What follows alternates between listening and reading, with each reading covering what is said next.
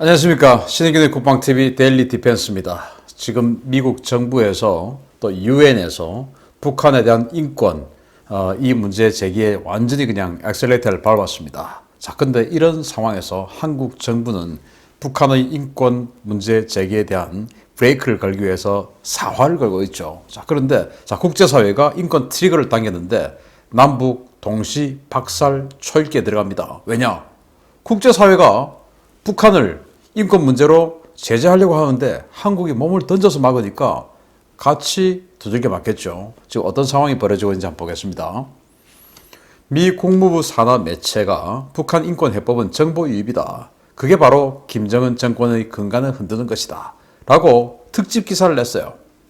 자, 보이스 오브 아메리카, 또 RFA, 국무부에서 운영하는 언론이 보이스 오브 아메리카, 그리고 의회에서 운영하는 언론이 바로 RFA죠. 그런데 이 VOA, RFA 할 것 없이 전부 고위층과 이 편집 담당자들 다 교체를 했습니다. 이 정부, 바이든 정부 들어와서. 그 말은 자신들이 하고 싶은 말을 내겠다. 그 목소리를 내고 싶다. 그런데 이제 편집장이나 뭐 이런 헤드들을 바꿔야 자신들이 목소리를 낼 수 있지 않느냐. 이래서 임기가 남았음에도 불구하고 다 교체를 했습니다. 그래서 지금 나오는 이 VOA와 RFA 기사는 전부 미 국무부의, 미 정부가 하고자 하는 목소리를 대변해 주는 거라고 봐야 됩니다.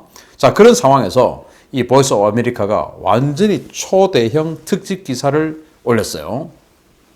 워싱턴의 많은 전문가들은 바깥 세계로부터 완전히 단절된 채 김일성 왕국이 되어버린 북한에 대한 외부 정보 유입은 체제를 흔드는 극적인 변화를 가져올 수 있다고 주장하고 있으며 전제 군주를 능가하는 권력을 휘둘러 온 김씨 일가가 각종 외부 매체와 대북 전단 등을 거칠게 비난하며 한국을 위협하는 이유는 바로 이러한 이유 때문이다.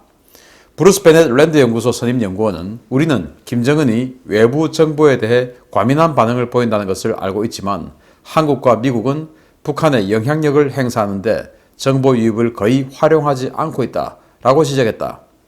제임스 클래퍼 전 미 국가정보국장은 미국은 훌륭한 무기인 정보를 활용하고 있지 않고 있어 매우 답답하다. 정보야말로 북한이 매우 우려하는 것이다. 라고 강조했다는 거예요. 이런 주제를 가지고 특집 기사를 냈는데, 자, 여기 이 첫 번째 이 패러그래프, 이 문단은 보이스 오브 아메리카, 즉 미 국무부가 하고 싶은 이야기를 한 겁니다. 그리고 두 번째, 세 번째 이 문단은 그 하고 싶은 말을 뒷받침하기 위해서 전문가의 인터뷰를 갖다 붙여서 자신들이 하고 싶은 이야기를 뒷받침하는 것이죠. 하고 싶은 이야기는 뭐냐? 김일성 왕국이다. 김일성 왕국은 어떻게 해서 김일성 왕국이 됐냐? 외부와의 정보를 완전히 차단해서 그냥 완전히 단절된 그런 상태를 만들었기 때문에 김일성 왕국이 되어버렸다. 그래서 그걸 흔드는 것은 결국은 정보를 주입시키는 것이다. 그런데 그 정보를 주입하는 여러 가지 수단 중에서 대북전단 이런 게 있는데 그걸 가지고 한국 정부를 그렇게 비난했던 게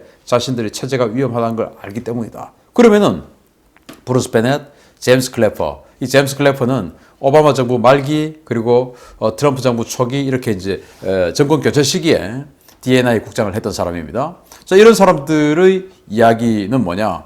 왜 정보 공격을 하지 않냐? 정보를 계속 주입시켜야 쟤들이 무너진다. 그게 제일 효과적이다. 라고 이야기를 하고 있죠. 그런데 여러분 아시다시피 우리 정부가 그거를 뜯어 말리고 있지 않습니까?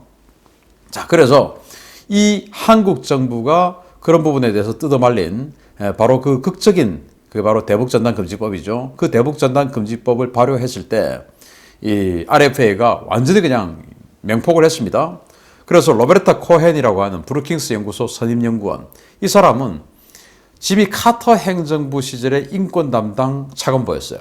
그래서 미국의 이 진보 진영에서 굉장히 원로로서 대우를 받고 있는, 예우를 받고 있는 그런 사람입니다. 이 사람이 뭐라고 이야기했냐? 한국의 문재인은, 제가 지금 문재인은이라고 이야기했는데, 문 가버먼트, 문 프레지던트 문, 이렇게 안 했어요. 이 사람이. 그냥 한국의 문재인은이라고 했기 때문에 제가 바로 그냥, 원문대로 해석을 했습니다.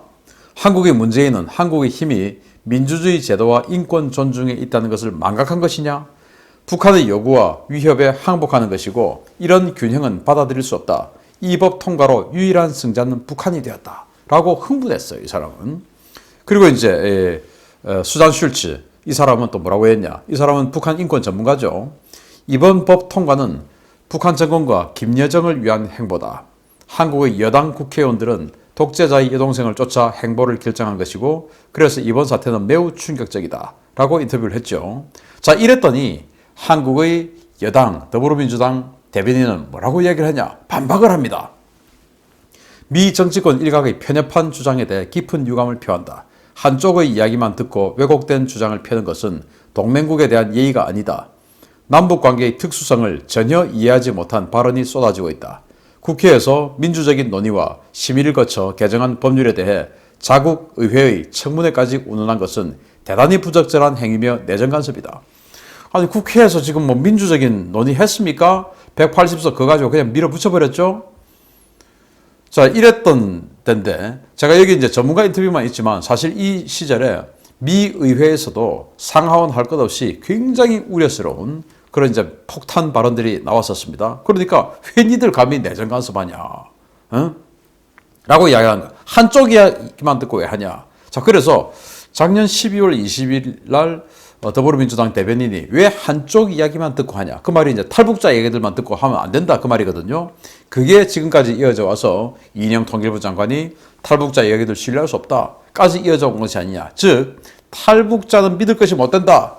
라고 하는 것이 더불어민주당과 그들의 공식 또는 보편적인 입장이다. 라고 하는 것입니다. 탈북자, 탈북민 여러분, 여러분들 지난 선거에서 또 그동안의 선거에서 이 사람들 많이 찍었죠. 이 사람들이 여러분들 이렇게 생각합니다. 자, 북한 인권 문제를 트리거 삼는 미국이죠. 그래서 이제는 북한 인권에 대해서 전방위 공세를 시작합니다. 토니 블링컨 미 국무장관이 2월 23일 미국 현지 시간으로 2월 23일 날 유엔 인권이사에 참석해서 굉장히 강경한 발언을 쏟아내고 또 그 다음 날 국무부 장관 성명을 발표합니다. 뭐라고 하냐? 북한에서 계속되고 있는 인권 침해, 과거 잔혹 행위에 대한 결의안을 유엔 인권이사회가 이번 회기에 지지할 것을 촉구한다. 세계는 북한에 대한 인권 침해 조사를 시작해야 하며 유엔 인권이사회는 불의와 폭정에 맞선 그 같은 싸움을 지원해야 한다. 라고 이야기를 합니다. 그래서 제가 이 토니 블링컨의 유엔 인권이사회에서의 발언, 그리고 이런 발언들은 좀 더 제가 분석해서 다시 주말에 제가 또 여러분들께 한번 좀 심층으로 분석을 한번 해드리도록 하고요. 어쨌든 이 토니 블링컨이 이날 이렇게 이야기할 때 나의 이야기 이렇게가 아니고 우리의 대통령인 바이든 대통령이 이렇게 지시했다. 라고 해서 미국 정부 전체의 공식 입장은 북한을 지금 인권 문제를 가지고 강력하게 드라이브를 건다. 이거라고 지금 천명했어요. 자, 그래서 북한에 대해서 이제 인권 문제를 가지고 북한을 옥죄기 위해서 미국은 프레임을 새로 짭니다. 북한의 인권은 미국의 안보와도 직결된다. 또 세계의 안보와도 직결된다. 이렇게 해서 인류 보편적 가치인 인권에 대해서 부정하는 발언을 못하게 하는 한편 국제 질서의 또 근본적인 핵을 흔드는 핵 개발, 불법적인 핵무기 이런 것들에 대한 것을 한데 엮어서 뭐 어떤 나라는 인권 문제에 취약한 나라가 있을 것이고 어떤 나라는 핵 문제에 취약한 나라가 있을 것이고 뭐 그렇게 해서 뭐 그런 것들을 같이 엮어서 결국 이 외통수를 쳐서 빠져나가지 못하게 그래서 북한을 옹호하고 비호하지 못하도록 하는 그런 프레임으로 그것은 국제적인 프레임 그리고 미국 국내적인 프레임 여러 가지가 있겠죠. 그래서 인권 문제를 이제는 안보 문제까지 엮어버립니다. 뭐라고 하냐? 작년 12월 11일 날 유엔 안전보장이사회 대북제재위원회의 보고서가 나왔고 그것을 지금 미국 의회 RFA가 드라이브를 다시 그걸 끄집어내서 걸고 있어요. 뭐냐? 북한 정권은 자원을 자국민 대신 불법 탄도미사일과 핵무기 프로그램에 쓰고 있다. 북한 당국은 강제 노역을 포함한 인권 침해를 통해 이들 불법 프로그램을 진행하기 위한 자원을 조달하고 있다.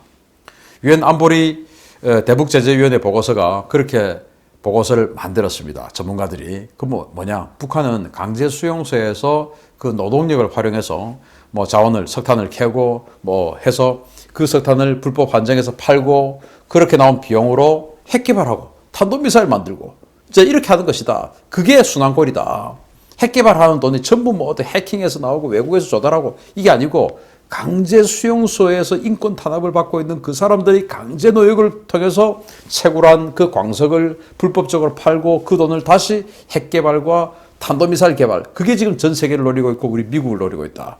이렇게 말을 하는 겁니다. 그래서 이제 이 2월 24일 날 RFA가 지금 유엔 인권이사회가 쫙 지금 열리고 있는 이 시기에 RFA가 다시 한번 보도를 합니다. 북한은 석탄이나 광물 등 수익성 상품의 생산과 수출에 수감시설과 정치범 수용소 수감자의 대규모 강제 노동을 이용하고 있다. 유엔 안보리는 이러한 반인도적 범죄가 군사력이나 무기 확산에 사용되는 자금과의 연계성을 시급히 논의해야 한다.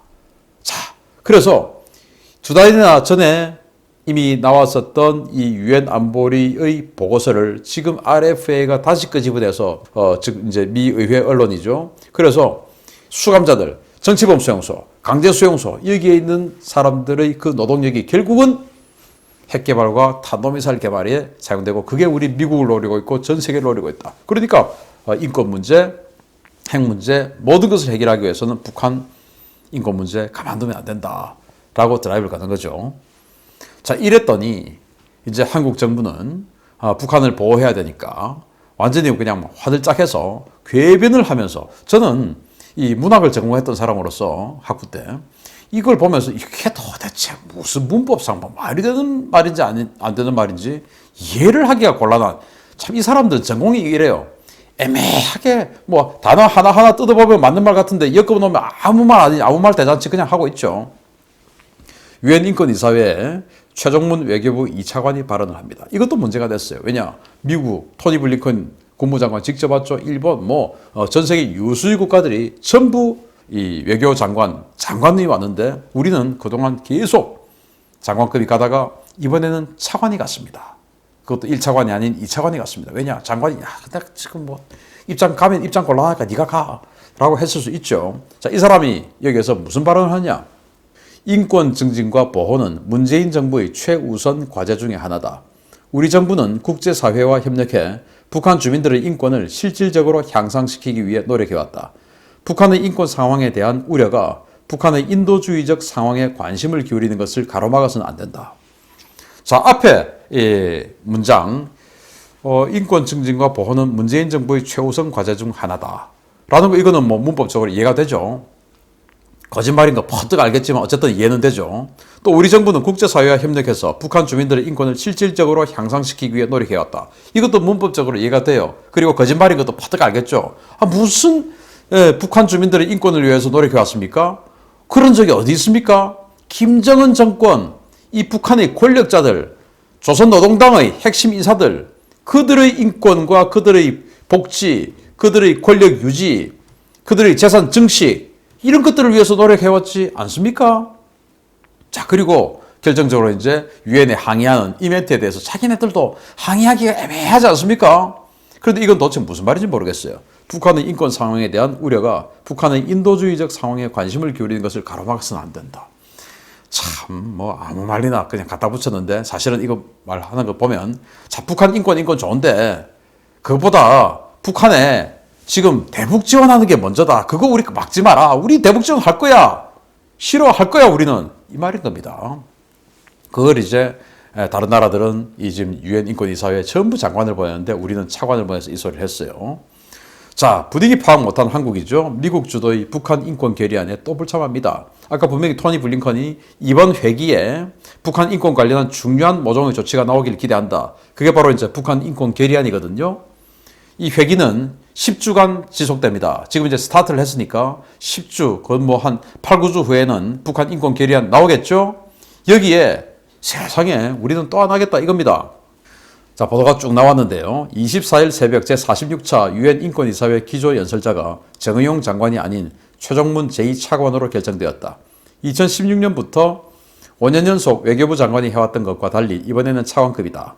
외교부 당국자는 이번 이사회에서 북한 인권이나 대북전단 금지법 논의 여부에 따라서 관련 의견 개진이 있을 것이라는 소식을 들었지만 국내 상황에 대한 논의가 있을 것이라는 얘기는 못 들었다고 말했다. 외교부 당국자는 이번 북한 인권 결의안의 참여 여부가 아직 결정되지 않았다고 밝혔다. 한국은 지난해 11월 유엔 총회에서 통과된 북한 인권 결의안 공동제안국에도 불참했고 국제적 비판을 받은 바 있으며 이달 캐나다가 중국과 북한 등을 겨냥해 주도한 자의적 구금 반대 공동선언에도 58개국 참여국가의 이름을 올리지 않았다 라고 언론들이 쭉 보도를 했습니다. 자, 정의용 장관이 직접 안 가고 차관을 보낸 거 그건 아까 말씀드렸으니까 논외로 치고 대북 전단 금지법 논의 여부에 대해서 그거 하겠다 이번 인권이사에서 그 말 있을 것이라는 소식은 들었지만 우리는 정확하게 잘 몰라. 왜 모르겠습니까? 할 말이 없는 것이죠. 그리고는 이제 여기 핵심입니다. 북한 인권 결의안 참여 여부가 아직 결정되지 않았다. 아니 지금 인권이사회 참석하러 가면서 북한 인권 결의안 참여 여부 아직 결정되지 않았으면 이 말은 참여 안 하겠다 그 말이죠. 이건 지난 회기에도 작년 11월 달에 있었던 지난 회기에도 참여 안 했어요. 그래 놓고 문재인 정부가 그동안 북한 인권 문제에 지속적인 관심과 행동을 해왔다? 이게 무슨 거짓말이야. 얘들은 입만 열면 거짓말입니다. 이렇게.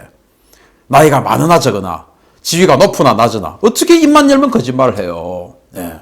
자, 그리고 정말 부끄러운 것이 캐나다가 2월 15일 날 캐나다 주도로 전 세계 58개국의 이름을 걸고 여기 이제 동참해라 해가지고 자의적 구금을 방지하는 선언을 합니다. 그게 뭐냐? 정부가 그냥 어떤 여러 가지 법적 효력 장치 없이 쟤 잡아와 해서 그냥 잡아 가두는 겁니다. 그거 주로 독재국가에서 하지 않습니까? 중국에서도 그런 거 많이 하죠. 그리고 북한에서 많이 하죠. 그걸 하지 말자라고 하는데 아니 정말 이 촛불 정부, 촛불 혁명이라고 그렇게 말만 하면 이렇게 하는 이 분들이 그러면 자의적 구금을 지지하는 겁니까? 이 사람들은? 왜 여기다가 이름을 넣지 않아서 우리 대한민국을 이렇게 그렇게 만듭니까? 자의적 구금. 북한, 중국, 허구한 날 그거 하고 있으니 중국 눈치도 봐야 되고 북한 눈치 봐야 되고 하니까 세상에 아무나 갔다가 그냥 쟤 잡아. 이거를 반대하는 성명을 하지 못하는 이 정부. 이게 무슨 촛불 혁명이 어쩌고 말만 하면 거짓말하는 자들이죠. 자, 이렇게 했더니 대한민국은 정말 부끄러움의 극치의 국가로 가고 있습니다. 그래서 해외 전문가가 대한민국을 정말 부끄럽다라고 이야기를 합니다. 휴먼 라이트 워치 아시아 담당 국장이 RFA와 인터뷰를 합니다. 휴먼 라이트 워치 전 세계 최대의 이 인권 관련 시민단체죠.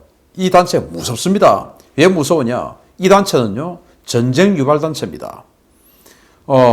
이 휴먼 라이트 워치는 전 세계 각국에 지부가 있고 다 감시를 합니다. 그렇게 해서 시리아에 미국이 연방 폭격하고 또 시리아의 아사드 정권을 지원해주고 해서 시리아 내전이 상황이 되고 하는 거 결정적으로 이 휴먼 라이트 워치 때문이에요. 왜냐? 여기에서 계속 아사드 정권이 이렇게 시민들을 학대한다, 학살한다 이렇게 계속 이제 보고서를 내거든요. 이렇게 계속 보고서를 내는 중에 그게 이제 미국의 국익과 딱 맞아떨어진 접점이 생깁니다. 그러면 이제 공격에 들어가는 거예요. 이걸 명분 삼아서. 자, 그런데 지금 북한의 인권에 대해서 이 휴먼 라이트 워치가 계속 이야기를 이제 하기 시작합니다. 그런데 그게 어느 순간 미국의 국익하고 딱 맞아떨어진다. 공격 들어가는 겁니다. 자, 여기에서 뭐라고 이야기하냐. 문 정부가 북한 인권 문제를 냉담하게 무시하는 것 때문에 한국의 국제적 평판이 심각한 타격을 입고 있다. 라고 우리나라 사람이 아니고 휴먼 라이트 워치 아시아 담당 국장이 미국 언론하고 그렇게 인터뷰를 합니다.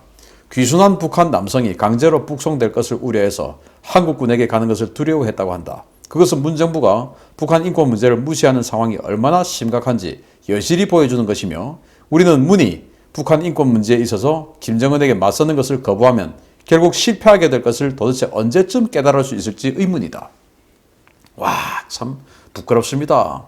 인권 변호사라고 하는 분이 이 인권 문제 때문에 이렇게 국제적인 공격을 받고 평판에 아니 이런 정책 때문에 대한민국의 평판이 국제적인 평판이 지금 심각한 타격을 입고 있다. 참 속이 터집니다. 그렇지 않습니까? 그리고 김정은에게 맞서는 것을 거부하면 북한 인권 문제에 있어서 김정은에 맞서는 것을 거부하면 결국 당신은 실패한다. 그걸 언제 할까? 그거 좀 빨리 알아라. 라고 이야기를 하죠. 정말 참 부끄러운 이야기입니다. 자, 이 휴먼 라이트 워치에서 이제 이런 식으로 들고 나오면 어느 순간 미국 국익하고 딱 맞으면 폭격 들어가는 겁니다. 시리아가 그랬어요. 자, 그래서 인권범죄국 낙인이 찍혀가는 한국입니다. 미국 의회 산하 매체가 또 성토를 합니다. RFA가 어제는 휴먼 라이트 워치 2월 24일, 오늘은 또 자기네들이 또 메인 뉴스 또 올립니다. 그렇게 해서 한국에서 북한 인권법이 제정된 지 5년이 지났지만 한국 정부가 이 법을 정상적으로 이행할 의지가 적다는 비판이 제기되고 있다. 라고 또 기사를 올렸어요. 한국 정부를 계속 성토하고 있습니다. 2월 24일은 휴먼 라이트 워치를 인터뷰해서 한국 정부, 문재인 정부를 직접 공격하더니 그 다음 날은 자신들의 독점 기사를 또 적어서 한국 정부를 또 비난하고 있습니다. 이게 뭡니까 이게? 그래서 우리는 지금 북한과 도매급으로 넘어가죠. 신성불가침의 가치, 인권, 여기에 역행하는 대한민국입니다. 북한과 세트로 엮여서 박살 날까요? 저는 우리 대한민국은 박살 좀 안 났으면 좋겠습니다. 왜냐, 그 과정에서 우리 한국 국민들이 입어야 할 피해가 얼마나 막심하겠습니까? 우리가 설마 그렇다고 해서 군사적 공격이 받겠습니까? 이 모든 것들이 얽히고 해서 결국은 지금 미국이 주도하고 있는 대이란 제재법, 또 대북한 제재법, 여기에 세컨더리 보이콧 이런데 봐주려고 했다가 여기에 지금 마이너스 요인이 계속 쌓여서 니들은 이렇게 하기 때문에 못 봐줘 라고 해서 우리가 세컨더리 보이콧을 받고 이제 이렇게 되는 겁니다. 그 고통은 누가 받습니까? 바로 우리 국민들이 받습니다. 저들은 기득권자들입니다. 이제는 촛불 아닙니다. 완전히 기득권자들이죠. 저들이 받는 게 아니에요. 저들은 이렇게 하나도 없습니다. 어마어마한 권력과 이권을 가지고 있죠. 여러분들, 저들을 찍어줬던 여러분들, 정말 소시민들, 중산층에서 더 아래로 떨어져 버린 여러분들이 그 피해를 제일 많이 받습니다. 바꿔야 되겠죠. 마치겠습니다. 감사합니다.